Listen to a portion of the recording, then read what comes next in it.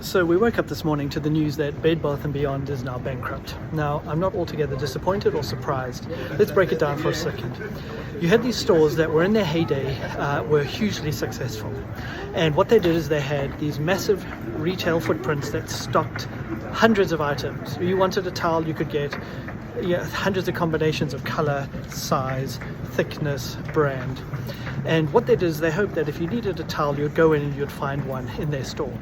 They called themselves Bed Bath & Beyond, but ultimately they didn't really know what they stood for, because you could go in and find bath stuff, bedroom stuff, not really much living stuff, a ton of kitchen stuff, which ironically is not even in the brand, right? So you didn't find any of that, and it became confusing.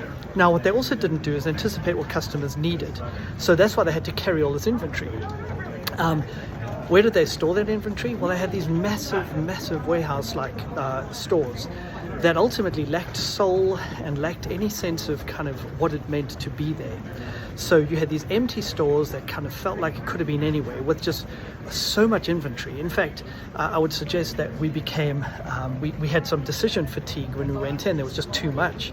So they thought they were doing us a favor, but in fact they were killing our ability to make decisions and choose the items that we actually wanted. So now what they're doing is they're carrying all this inventory. They've got a place to put it, so it's got to be held in these warehouse-like stores. And those places cost a ton to heat and to cool, and you've got to move the snow when it snows.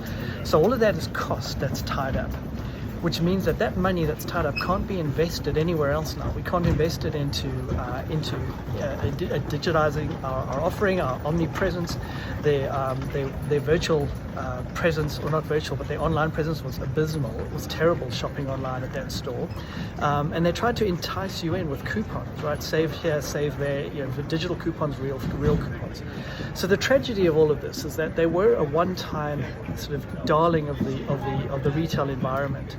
But ultimately they fell to their demise, partly because of their poor investment strategies, by tying up so much in inventory and in these huge stores, by not creating an experience that any of us wanted to be a part of, but probably more importantly, missing the whole shift that happened not just with Amazon, but all of the online retailers, where it was easy in the midst of thousands of items to find the one you wanted.